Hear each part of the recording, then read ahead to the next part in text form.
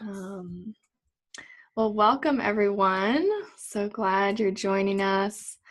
My name's Lauren Gibson, and really grateful to talk to Tobin today because my realm of excitement right now in my life is talking about the paradigm shifts that are happening all over the planet in different areas of pretty much every area of society. There's so many shifts that are happening. And when I met Tobin, I was really excited to hear about how he's kind of on this cutting edge of where relationships are moving and what is really possible for relationships. And yeah, Tobin has been a facilitator of couples and individuals for many, many years. And that's where he is really just on point with his gifts and what he has to share with the world. So I'm really excited to talk to you today, Tobin, and thanks for saying yes to this. Awesome. Thank you, Lauren. This feels such a privilege to be here, an honor, and I appreciate all that you just said and where you're coming from. It just feels really beautiful, perfect, and so aligned with, where I'm at in my journey and how I see where we're all at in some ways. It's just really switching over to a new paradigm of living, and in this case, a new paradigm of relating and finding connection, intimacy, and love that kind of is outside some of the old models, that's for sure, and into alignment with what I consider kind of our soul's potential in the arena of love, intimacy, sexuality, all of it, and there are some very all powerful, beautiful, and in some ways elegant tools that I've come into, and took me a while because I definitely was in the trenches myself. I didn't have like this super easy karma when it came to relationships, and yet now I look back and I say, wow, because now my life, thank God, just the amount of love and care and beauty and healthy relating that I swim in is just like, oh my God, this is what I've always intuited was possible, but Awesome. used to kind of struggle and spin around in frustration loops, like I see so many people doing. So this is, my work is all about helping people get out of those stuck patterns and into a life where love can be ever deepening and beautiful and authentic and true. It's so awesome, Tobin. Yeah, I know that your work is, you kind of coined this term, the relational aligning process is really kind of the foundation of your work. And before we dive into that, I just wanted to start off by asking you kind of a little bit of background on yourself and how you, a little bit about your journey and what brought you to this work that you're doing today, because I know that on this journey, we all have a story behind what we do, and I'd love to just dive into that a little bit. Nice. That's a big question. I mean, it is. There's like, I don't even want to say how long I've been on this path. I started early and I've dove in strong, and I've just been going for it with every fiber of my being in terms of like how to live an authentic, conscious, healthy life imbued with spirit, imbued with true nature, imbued with our essential beingness, instead of like the confused and kind of just clouded stuff that most of us are swimming in. So I just went on a journey and I poured myself into anything and everything I could find that was where I found people who looked like they were really living it. I would study with them. So I went on a pretty full-on journey. I actually worked with a Zen teacher early on, a Zen teacher who was putting her whole approach was Zen in everyday life. So it was in the trenches of relationship work, just living in the world, but applying these really deep principles of meditative inquiry and how to, heal and transform and alchemize your entire being such that you're in a living embodiment of what Zen has to offer. And so it was a real in the world approach to Zen. So I did that, and then I found this other school called the Diamond Heart School, and that was profound, and did a lot of work with Adyashanti. And along the way, I'm living and relating and going through my own. That we could get into the specifics.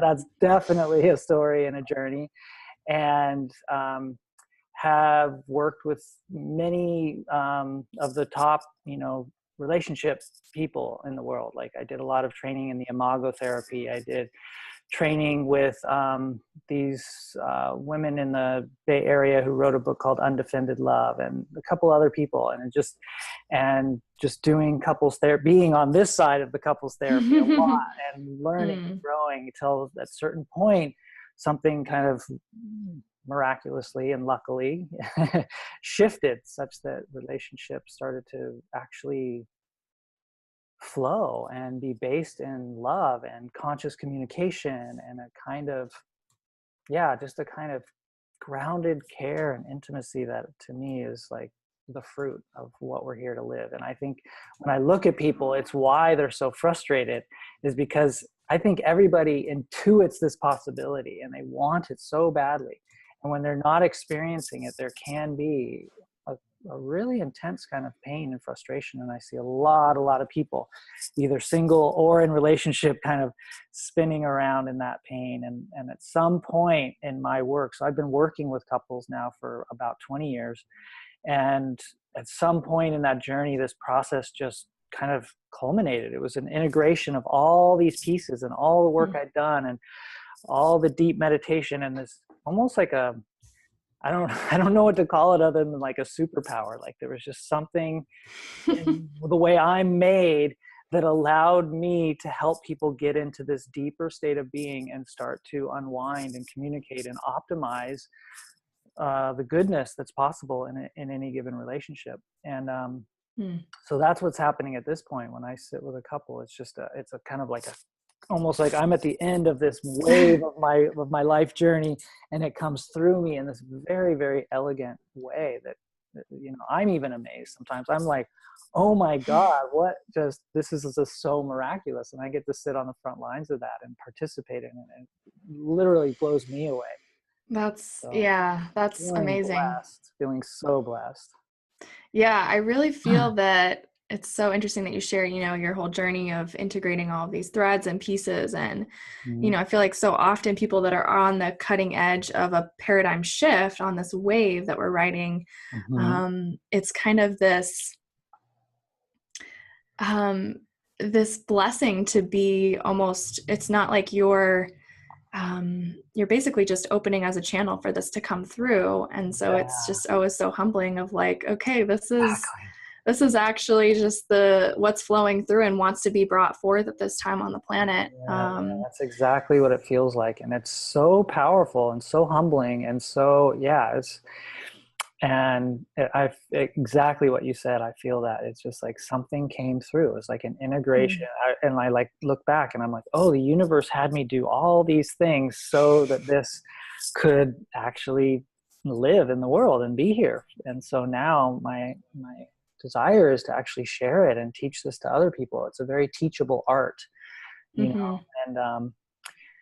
I'd love to just dive a little bit deeper into just describing for somebody who's new to this concept of what the relational aligning process is and looks like, and how just kind of behind the scenes of what that looks like. Beautiful. I've been asked this question before, and it's often really tricky for me to answer because in a certain way it's like, what is meditating? And you could tell somebody, it's just like you do this. Or if somebody had never surfed, what is surfing? And you tell them, and they're like, you can't really know it until you do it, so that's the disclaimer on my answer. But the simple description of it is, I will guide two people into a deeper state of being. And that's very, very kind of natural for me to do, even with people who've never meditated before, who don't consider themselves like conscious or whatever. I have the ability to kind of just guide people down into a deeper state of being. And it's with their eyes closed, and we just kind of get into our own, what I call our sovereign space of being. And so when you get two people down into that space, eyes closed, and you start to get into the body. So it's a very body-based kind of somatic practice. It's based in awareness in the body. It's a very foundational piece of how this all works. That's where the magic actually occurs. So in the first little bit of the process, I will have people get in their body, guide them down in there, and then actually with their eyes closed start to report what they're aware of. So it actually deepens the embodiment, deepens the presence. So we just get into a very nice deep state of presence. And from there, I will start to open a dialogue kind of more on the level of the heart or the soul, as opposed to the usual way people are communicating. It's sort of like, I have this to say, I have that to say. And it's almost inherently based in division. Even the most conscious people, when they go into a relationship and they have something to say, or there's something up, or they're dealing with their issues, or they really want to communicate something that they've been trying to communicate for however long, either a week or a year or a decade, and the other person is engaged in that, there's kind of like a perfect match of just triggering. And it's often just kind of like this division-based communication.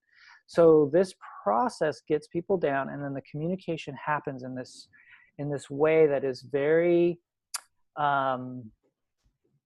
it's almost as if each person is talking what's real for them, what they want to speak, what's alive, in a way that is free of all the charge, and is not even being like you're not trying to get the other person to hear. You're speaking as if you're almost speaking more into the space than to the other person.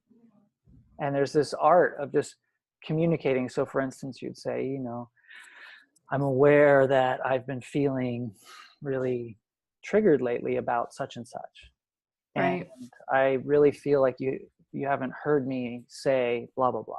And so there's a way that instead of like, and I'm sort of exaggerating just to make clear kind of the difference of how this works.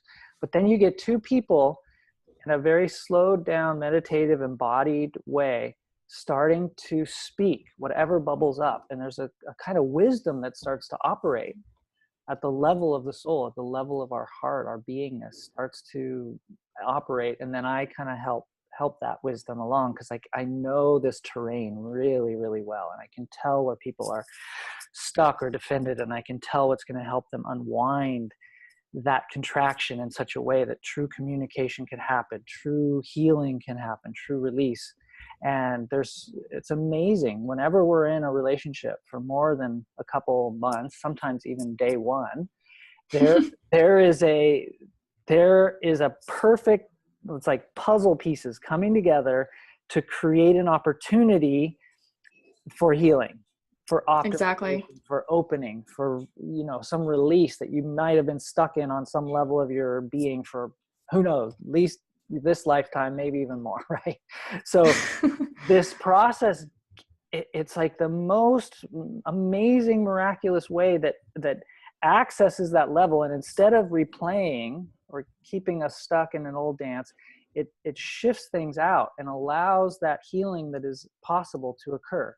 And not only just healing, but then the other beautiful thing about relating is if there's any truth in our connection, any true accurate alignment to two people, it's not just like out of struggle or just into healing, but then a whole other thing can start to unfold. It's like a positive feedback loop of of kind of opening and connection and heart and care. And that's where the really juicy, beautiful goodness can really open and come online and just be accessible. And so, that's kind of as much as I can kind of put it in a nutshell, how I see it. That's great. I really love that. As you were explaining all of that, a couple things came to mind. One is nonviolent communication. And it sounds like there's a lot of that intertwined with almost the mindfulness meditation practices and those two things. And then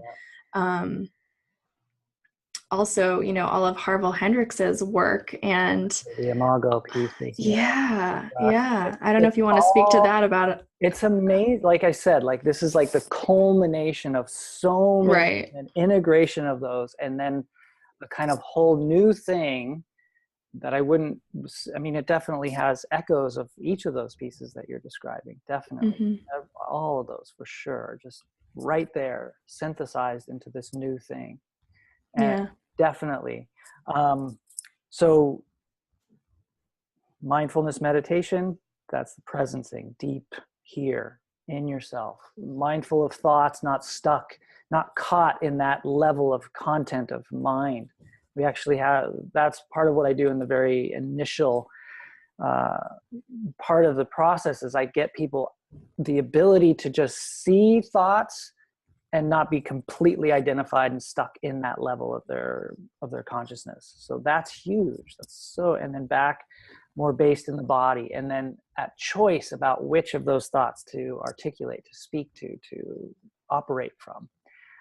And so that's the mindfulness meditation piece. Now the nonviolent communication piece, to me, this is, to me, it's beyond nonviolent communication. The phrase nonviolent communication to me leaves me, two things come up when I hear that phrase. Part of it's like, okay, it's great to not be violent, but what about like skillful, masterful, compassionate, loving, awesome communication? Like the highest level of human communication can occur in this way of being. So it's, to me, it's beyond nonviolent communication. Now, I know a lot of people love that practice, and I'm so grateful for it. And I know that the essence of it is beautiful, but I've seen a lot of people use that practice in a not so masterful way. In fact, people can use the techniques of nonviolent communication and continue to seed the division and the demand of the wounding in them. It can actually kind of keep that going if it's not used well. Mm-hmm. So this is actually a way to kind of like help people get beyond even that subtle desire that can often leak into that practice, at least in the way I've seen people use it. Now, I know there's other people who are using it elegantly, and it's been really beautiful for a lot of people. So then that comes in. And then, like you said, the imago piece, the Harville Hendricks stuff, which is, if you haven't read that book, everybody who's listening, like that book is, it should be like, I often say there's like 5 books I know of that I feel like they should be like the user's manual to be a human being on planet. Here, read this. So without this, you're kind of just going to be on the side of the road, you know, like your car is going to be breaking down left and right. But with these tools, you can get on the road and flow down the road of life in the best way possible. And that stuff to me is just invaluable. And that's very much just a foundational understanding of where my approach comes from and what I'm accessing when I work with 2 people, which is that we bring in our history. We bring in all the imprints and wounds and traumas and everything from our past. And we are like, that is engaging in our intimate relationships, and how to use that as a material for healing and upliftment and freedom and all of that, as opposed to just kind of replaying it over and over. Yeah, that's so interesting. And yeah, I mean, I'm wondering if, so one thing that I've recently been speaking to a couple people about is when one person has this desire to kind of go deeper and to maybe work through some wounding, and the other partner is definitely open to it, but maybe there's some resistance there. Do you see that in your work, and how do you see that? Yeah. How do you see that? How to get through that kind of block, so to speak? Okay, great. That's so common. I just talked to a woman yesterday about that. She called in. She's like, I really want my partner to come in, but he's pretty reluctant. But I know we have some opportunity to break through this pattern that we're in, and I'm all about it, but he's just pretty on the fence. You know, so common. So what I would say, I mean, the short version is, if they're at all willing to do this process process with me will take care of that resistance. Like literally, I'm racking my brain for all the sessions, and I can't think of a time where somebody came in with that resistance and wasn't over it by 20 minutes into this. And it, like this approach literally just dissolves that. It just melts it. And everybody I know is just like, oh God, thank God we did this. You know, it's that wonderful. Now, so that's sort of the short answer. And if you can't, like, this is what I told this woman. I'm like, if you can just get him into a session, you'll see it'll shift. And I've had that, I don't even know how many times now, and it does actually melt the resistance. And so that's like, okay, if they're willing to do the practice or the process. But if they're not, and you're in a relationship over time where you have this devotion, commitment to evolution, you're reading these books and doing this work, and your partner's like kind of not fully engaged in that, well, that becomes a very personal question, a koan of sorts, where depending on the person, the relationship, and all that goes into it, you do your work to the best of your ability, because you can always point the arrows here and actually do work. And it's a very subtle thing that we get caught in. Like, if they would meet me there, then it would be better. If they, and there's a big kernel of truth in that. If at all possible, find somebody who's as devoted to the work as you are. 100%. Like, right. I personally, I wouldn't be in a relationship with anybody who's not willing to do it. I just wouldn't. It's done. It's sort of like a pillar of my existence. Right. But for a lot of people, it's not quite a pillar yet. And they're hoping and wanting, and also most likely they have some stuff going on that's part of the process. So I say, then do your own work, do your own therapy, find a masterful coach or therapist or person who can help guide you into whatever's going on in you, so that you can know that you did everything you could to see if that relationship could get up to that level that you really want. And invite that person with your heart, invite that person with your sincere, loving, kind of like, there's this surrendered, authentic bottom line invitation, which is different than a demand or a frustrated desire. You know, when we come at another person with like, you should do this with me, or you need to do this with me. I need you, like even nonviolent communication. I need you to go to couples therapy with me. If it's coming from a vibration of control or this certain kind of contracted agenda, then you're basically kind of creating more of what you're trying to get free from. Now, so this person's healing could entail if you really work this thoroughly, and you're in a relationship like that, you work it thoroughly individually, you get to a place where you very healthy, very empowered, very clear in your own wholeness can speak to this person like, hey, you know, if we don't do this, I could see this not going further. Like, I really need it. And I feel like I need this support, or I really feel like we need to go to this workshop, or I really feel like I need some shift in you if I'm going to be able to open here. But that comes from a really clear place, not an aggravated, contracted place that is continuing a cycle of frustration for both. Exactly.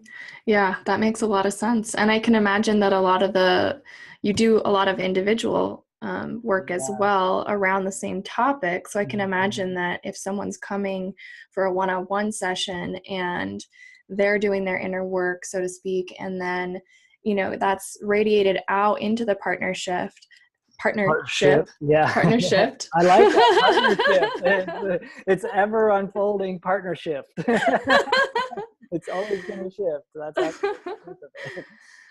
the truth. If one person is doing their work and they're doing it well, it is literally a magical transmission that will bring out whatever's optimal. Yeah. Once you've done that thoroughly, you'll either get that, oh wow, it is shifting and working. There is a transmission that happens below the conscious mind. It's quite beautiful and quite miraculous. It is. I've seen it happen in my own relationship, and it's always pretty fascinating to just witness and see, like, okay, this is, you know, this internal stuff is no joke. Exactly. And sometimes it can seem like we're just doing all this stuff, we're taking all these workshops, we're reading all these books, and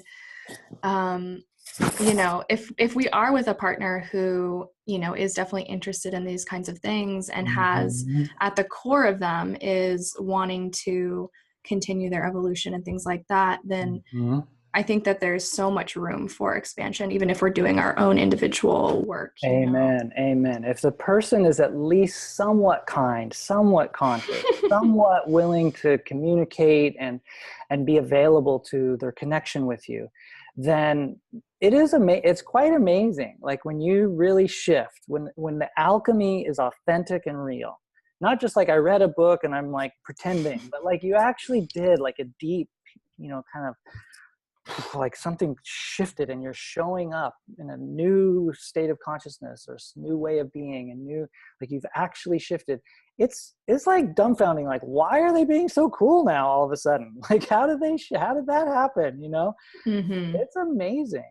Yeah. We Yeah. like, it's like we have magnets in us, and Mm-hmm. we're in a kind of contorted state of being inside, like a wound is operating. As much as it might be our blind spot, we don't see it. We just, all we see is, God damn it, why can't that person be different than they are? Like, why can't it be better? Why can't they shift? And there's always what I call a kernel of truth in that. It's actually kind Mm-hmm. of true. If they were doing it differently, it would be easier. But on the Mm-hmm. deeper level of how this whole thing works, we drew that into our life Mm-hmm. as an entry point into some deeper wholeness making alchemy that we're here to do. Mm-hmm. That is really important for us to do. And when we do it, shifts happen. Yeah. Yeah. Relation shift. I love that. That was like Freudian slip or whatever. I mean, I don't know where that came from, but I love it. So anyway, it's a very personal and delicate dance, because it's not just like, we need to be careful, because I've seen people hear teachings like this and then they're pointing the arrows so deeply, and then they get this belief, if I just fix right. myself, then it'll all be great.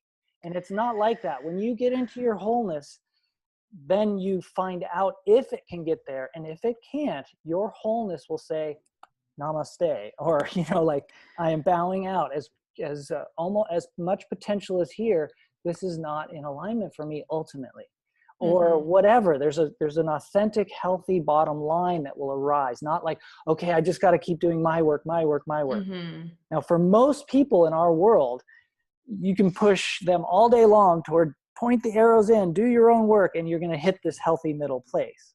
Right. Now, I'm just putting a little disclaimer for those ultra conscious people who take a teaching like this and overdo it. Like, no, you do your work, but you discern, you Mm-hmm. use your intelligence and discernment on where and when you have what I call an authentic pillar. It's like a true bottom line. This has to shift or I can't be here. I'm not fighting for it. I'm not blaming you. I'm not shaming you. I'm no longer in this like sticky tar dance of frustration trying to make you different, but I'm, from my wholeness, from my healthy, true, authentic being, telling you, if this doesn't shift, this isn't going to work for me. Mm-hmm. So that's okay, right, and good. That's part of a healthy relationship. That's part of a healthy being, is to be able to make choices from a place of just a kind of healthy wholeness, as opposed to a frustrated like attempt to get things to shift, which is based in the very thing that's trying to get it to shift, which just keeps it stuck. I often use this analogy of like the remember those like Chinese finger handcuffs, the fingers yeah. in? The more you pull this way, the more this person goes, Mm-hmm. and the more you're just stuck. And Yeah. that's a really good analogy, because energetically, that's what it feels like. If you're doing the same old thing, as much as it makes sense to you, I deserve it, he should, but if the energy of it is coming from the old, then you're basically doing this. Now you can heal that, and that's the magic that goes, oh, now we're out here. Mm-hmm. And oftentimes it'll help uplift the whole thing. Right. Sometimes this person just is not ready to meet you, and you say, thank you, you helped me do the work that I needed to do to move on as a different kind of being. Now the beautiful thing, if you do that work well, you have changed your magnet. And your magnet doesn't just work with this person, it works with the entire universe, the whole world. Right. So you're now humming as this magnet, and then it can't help but bring people into your life who are a match for who you've become, which is the beauty of this. Now, And if you're not in a relationship, then it's like, if you're doing all of that as well, then it's setting the stage for actually deciding to anchor in a relationship that is more aligned than maybe your previous ones. And Amen. Amen. yeah. Like, yeah, if you do deep, true, good work, you are becoming a magnet for a true, deep, great person. Mm. How it works. Well, I'd love to dive a little bit more into some of the, I guess, cornerstone issues that you see time and time again Mm-hmm. in your practice that come up with relationships, and how, I guess, any takeaways that you've received or extracted over the years of how you can move through some of those big issues that maybe it's one or two that you want to talk Okay. about, or I'll just yeah. pick one because my experience is all issues come back to this one issue. I'm saying this quite black and white, and whenever I do that, I'm like, but maybe there's something else, and I'm leaving room for that. And we might get to that later in this interview. But the thing that pops up when you ask that question, all roads lead back to what I call the hot spot in your being. So any and all challenging dynamics in your relationship, any painful communication that continues to occur as a pattern in your relationship, I'll just say it, 99 times out of 100 or more, it's because you're bumping into what I call your hot spot. And most likely your hot spot is setting off the hot spot in the other person, which is basically this place in you that feels like you've just been punched in the guts with a cattle prod. And even if it's subtle or intense, either way, what happens is something in you goes, and. And then this contraction then becomes the point from which you start communicating, start acting, start behaving, start living. And you're now in this like less than your most open, alive self, probably the one you were in when you first met. You're kind of like this open, yay. And then all of a sudden something starts to happen. And it's either happening, some couples, this just happens in moments, and then we're like, we're locked in, and we have these blowout fights, and then the rest of the time we're this. Some couples, it like sets in, and we're just walking around in this kind of contracted state of being, and we're just always kind of frustrated or at odds. That's like when it gets really dense. So the bottom line issue, the bottom line thing that I see across the board for everybody is, how do you work with that? How do you get in on that, what I call the pivot point of your relational existence? That becomes the pivot point. How do you work with that? Eckhart Tolle calls this the pain body. This is in Harville Hendricks's work. This is the underbelly of the imago. When you hear about the imago, you think, oh, it's like kind of a fantasy, a projection in the mind. It is rooted in your guts, in your whole nervous system going, zzz, zzz, zzz. Right. So how do you, as a person who aspires to have a really healthy relationship, get in on and practice with that moment where you, no matter what the other person is doing, no matter how horrible they are, no matter how to blame they are, no matter how much they might be really not great at what they're doing, how do you work with and heal and come out of, so that the base from which you communicate, the base from which you live, the base from which you relate and dance with your partner is coming back from this more open, spacious place. Mm-hmm. I often use this analogy of sea anemones. Like when sea anemones, like just imagine like these sensual, sexy, yummy sea anemones dancing in the water.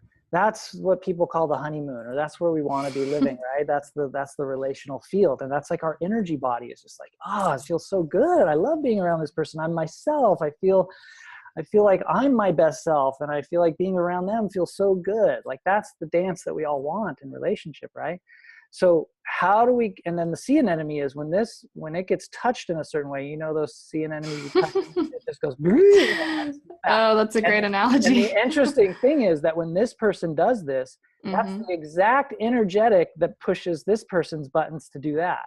Right. It's such a miracle. Like I've seen this across the board. If you're in a relationship, you can bet that your trigger is what triggers the other person, and their trigger is what triggers you. It's like, this perfect, amazing, miraculous, universal design of hell on the one hand, and of extreme opportunity on the other hand.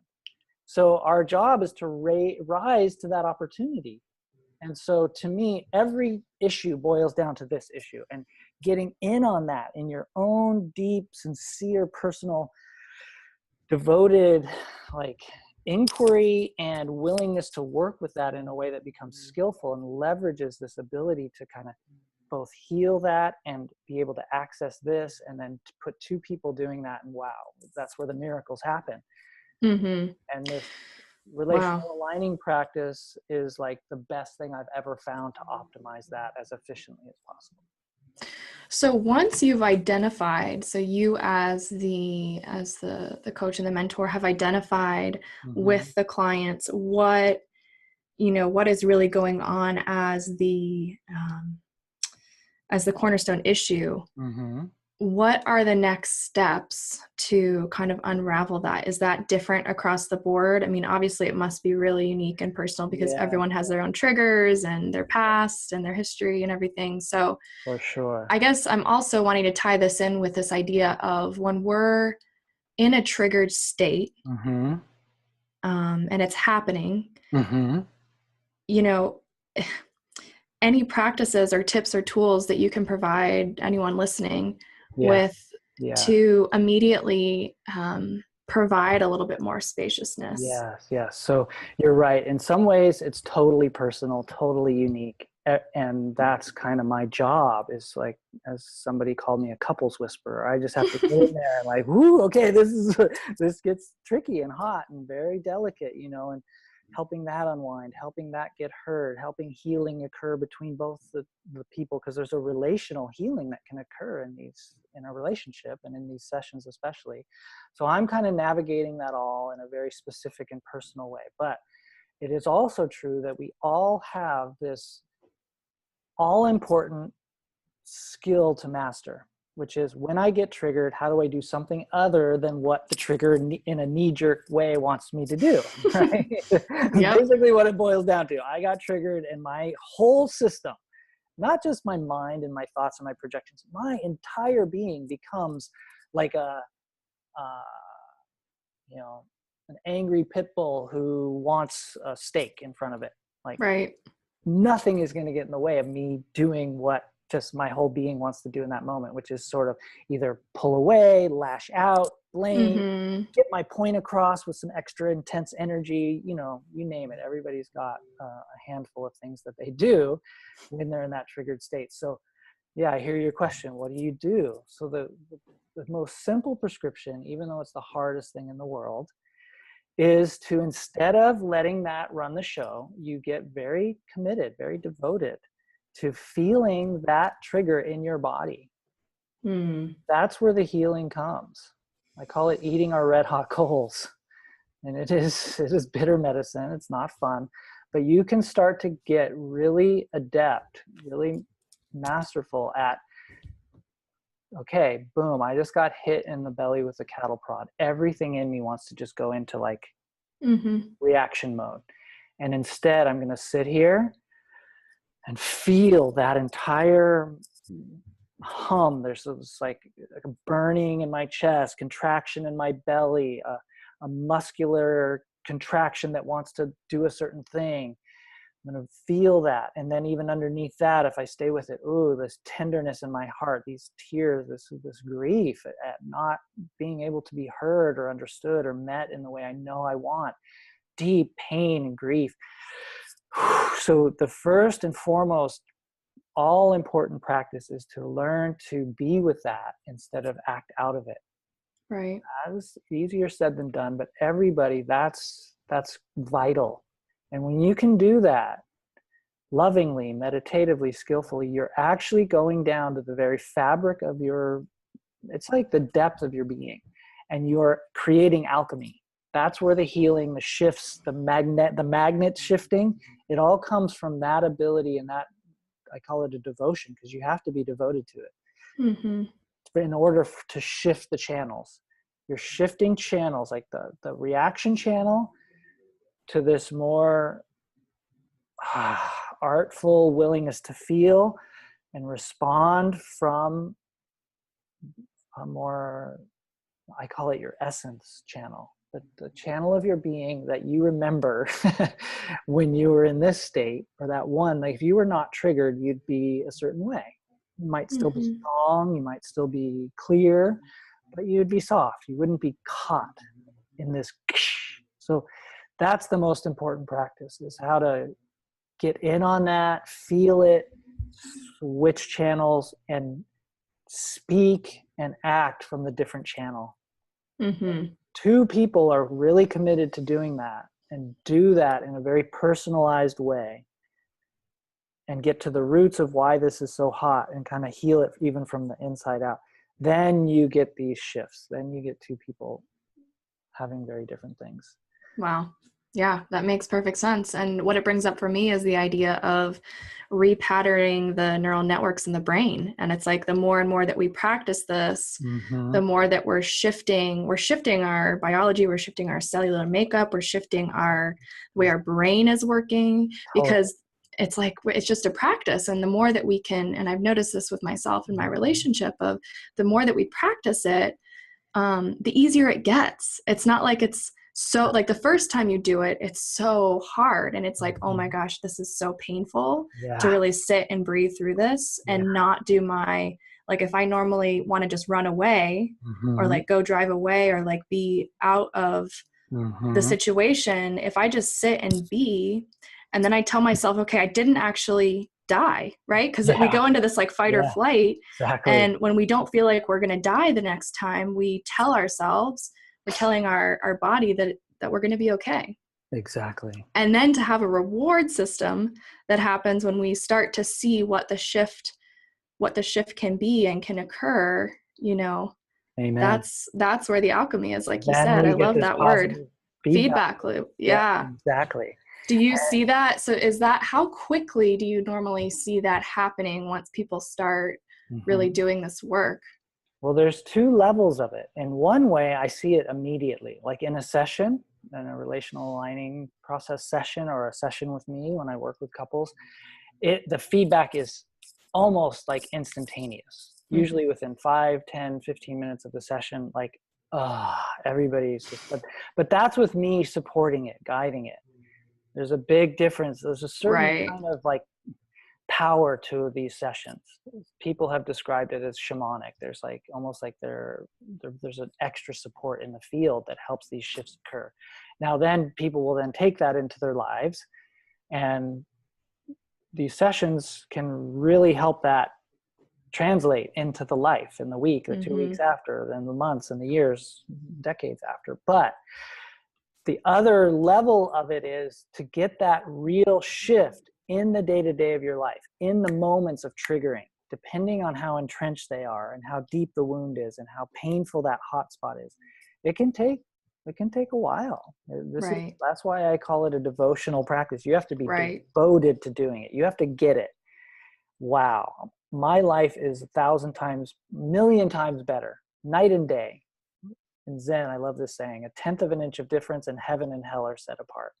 If you're in the contraction, in that moment, it might not feel like a big deal because you're just, but you switch channels, and once you start to get like, my life is going to be like miraculously better if I do this, then you can devote. And it takes, who knows how long it takes. It could take months, it could take years, it could take decades. It really doesn't matter. The key is that you get devoted to doing it and do it to the best of your ability as often as you possibly can.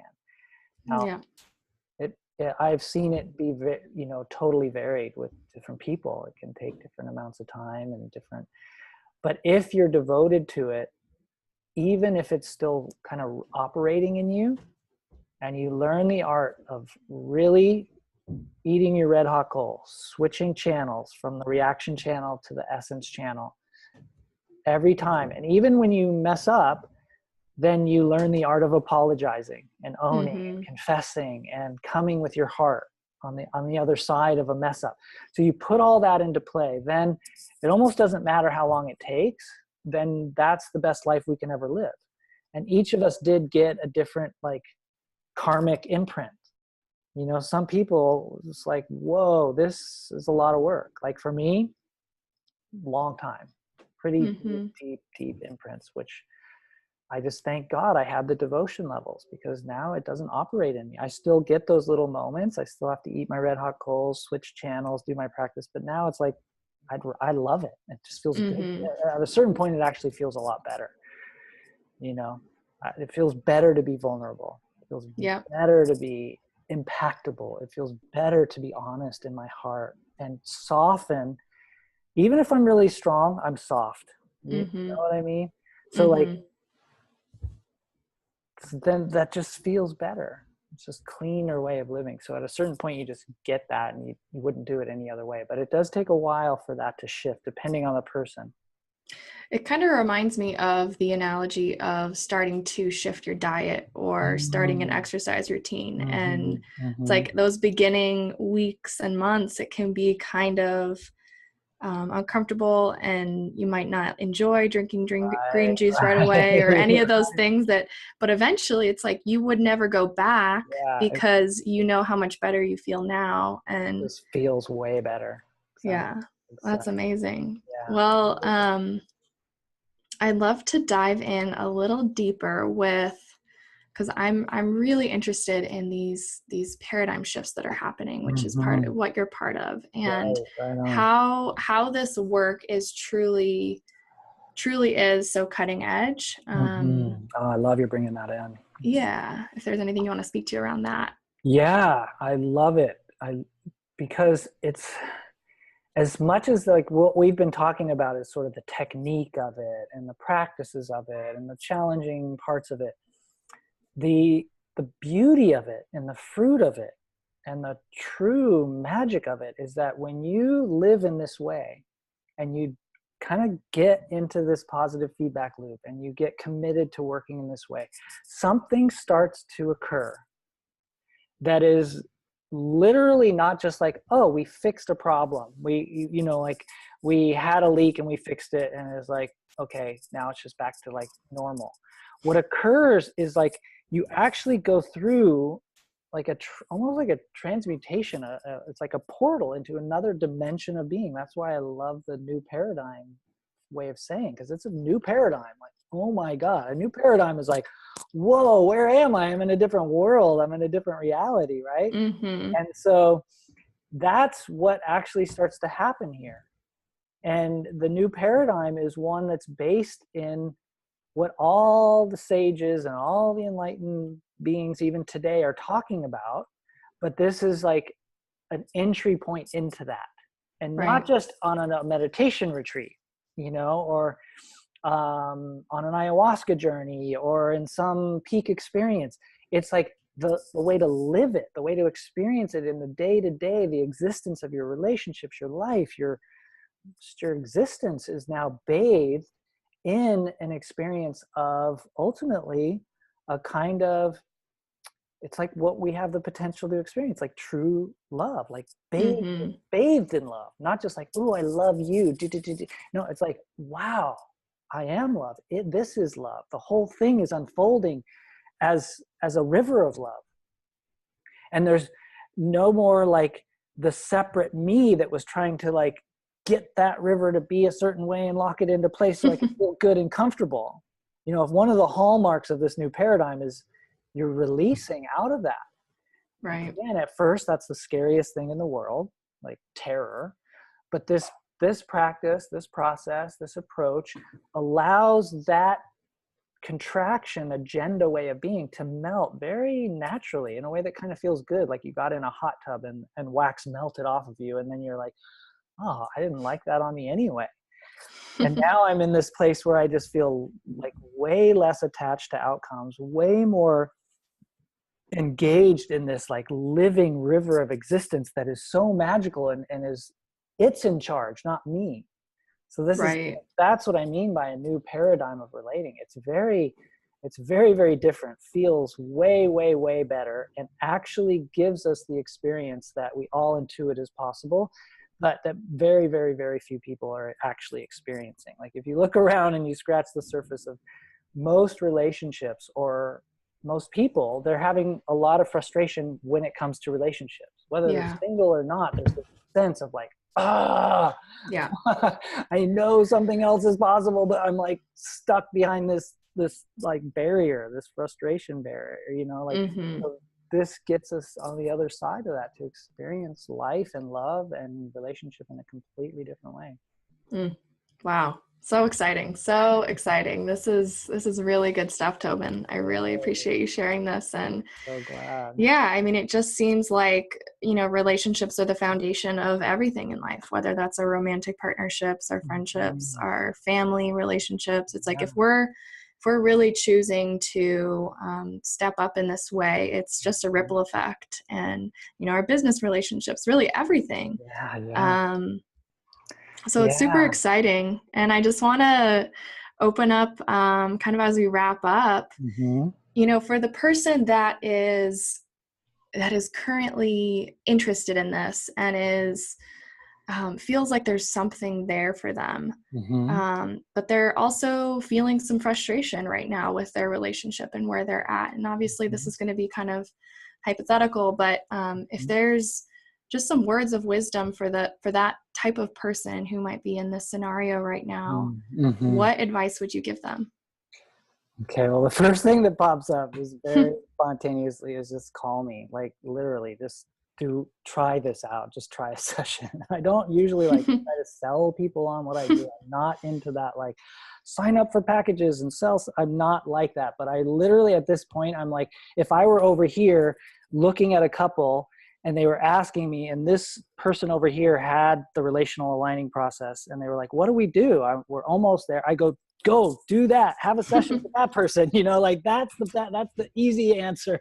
Yes, I I just love happen it. to be that guy, so that's my first answer if I'm really unedited. But okay, then there's the people who are like not gonna call me and like, how are you gonna shift your relationship? How are you gonna up level things? What's the simple thing you can start doing right now? So in that case, I would say take a little time, either right now or as soon as you can, and take a moment and do a little mini vision quest, even if it's 10 minutes of your time, but make it real. And get deep into your being. Get really, really, really sincere, really honest with yourself. What am I doing? What am I doing that is based in a contraction and a part of myself that is less than the wholeness I want to be living from? Mm-hmm. No matter how much of an excuse you have for doing that because the other person is doing fill in the blank, your invitation is to get in on the part of you that is being less than your wholeness and start to learn and be committed to finding ways to be your whole, authentic, healed self. Mm-hmm. Now, that is a two-pronged process. One prong is eating that red hot coal, like having the ability to feel it instead of being run by it and choose a different path. The other is just finding those places, those things, those supports, even if it's just dancing or reading a book in the morning or therapy, whatever it is, find the supports that help you deal with this and live into this.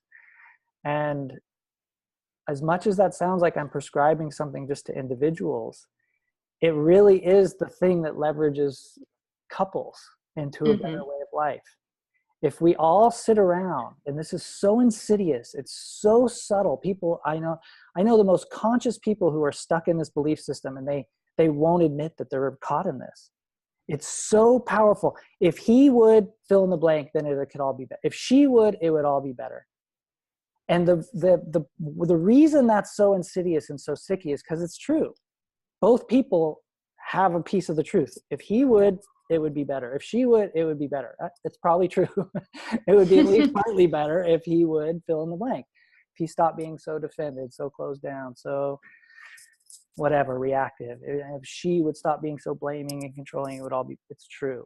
Now, you are playing a part in that sticky handcuff thing. Now, doing your work and inviting your partner, like skillfully, lovingly inviting them to do a new dance with you, that's what I would say is like the shortcut. But everyone I know has needed support to really get it to that level. I know maybe 2-3 couples on the planet. I call them the lucky lottery winners. They just got that, and then the rest of us compare ourselves to that. Well, and especially guys, like, I shouldn't need help. That's for losers. Why would I need support from another guy to have my relationship? You go to a dentist, you go to a doctor, you go to a mechanic, but no, not relationship support. But anyway, that, like, to me, like, get good support is a key to the whole thing. It really is. It's huge. It's huge. Yeah, we didn't come here to do this alone, and to walk this walk in an intentional way. It's no small thing, for sure. And Lauren, that's so beautiful. I feel like that's maybe a hallmark of the new paradigm too. It's just like, we are this breathing, humming oneness, and there is this support matrix that we tap into that starts to evolve and up level and move things in this better and better direction. We need it. I know for me, I've had a team of specialists on the clock all for like many, many years, decades. Every good coach has a coach. And I happen to now work with some of the people in the industry, like a lot of books that have been written about relationships. I actually work with some of those people and people who have blogs and this and that, who are like out there as the relationship experts. They come to me for sessions, and it's just part of this fluid flowing a way to get your relationship to be the best it possibly can be. It's just part of what you put into place, in my experience, at least at times, and or learn the skills, and then you start to do it together without a person. That's beautiful. Yeah. That's, it's been such a pleasure to talk to you about this, because again, I just feel that this stuff is so important. And I know in my own life, studying different, authors and people who are talking about the new paradigm when it comes to relationships. It's, my mom was an MFT. So I grew up with a mom who's a therapist, and just being in that world, and it's always been part of my reality. And so just to see this evolution happening with where this industry is going and the support that's available to people right now, it's really exciting, because things are changing really fast, and there is the support to kind of back what is happening. And this is the cutting edge of like how to live, like how to really bring the new paradigm, not just into thoughts, not just into your discussions with friends, not just into like your epic ayahuasca journeys or your Burning Man week, or whatever, like really the rest of the time, how that actually get lived. And to me, this is one of the most elegant ways to cross into that barrier. It really does for some amazing reason, it helps it actually occur in a more fundamental way in a person's existence when they learn this art and show up in this way and heal these relational wounds. It's like it shifts the entire experience of your life. It's about everyday integration. It's about really living it. And exactly. That's beautiful. Well, is there anything else you want to share, Tobin, about the last little thing is what you were saying about how important relationships are. That just like jumped off the page to me. Like, even people with $1 billion who don't have great relationships feel poor. They feel they're not super happy in their lives. But people who have really great relationships, when you find that ability and those magnets and things are flowing, not that your happiness is dependent on a relationship, because you can actually have a good relationship when you're single. But that experience to me is like true wealth. It's like where we feel really, really, really blessed. Like, billionaires in love, like that's what I want to help people experience more and more. Awesome. Well, I assume people will be watching this on Facebook and other places online, but if you want to just shout out your website and the best way to get a hold of you for a session if they feel called. It's Tobin Zivon, Zivon.com, and I'd love for anybody who's called to check in with me and see if it feels like a match and a fit. And I do have a couple spaces right now, and happy to hear from anyone who feels called. Awesome. And you have a program coming up in the fall, right? An That's right. in-person workshop? Yes, an in-person workshop called Liberated Loving. It's going to be a weekend workshop for couples, and it's in Maui. So I invite everybody to come and have a life-transforming vacation. That would, you come and have a great time Awesome. in Maui and leave with a full new set of tools and a new relationship life. So that's the Awesome. idea.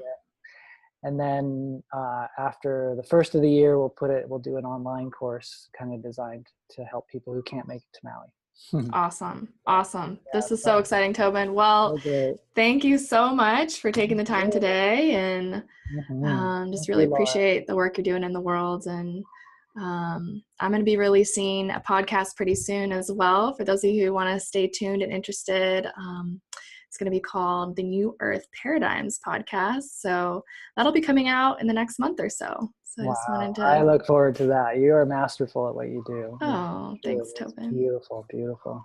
Thank Well, it you. was great hanging out today, and we'll see you all later. Yay. Cool. And I'm guessing you can just cut wherever you want to cut. Yeah.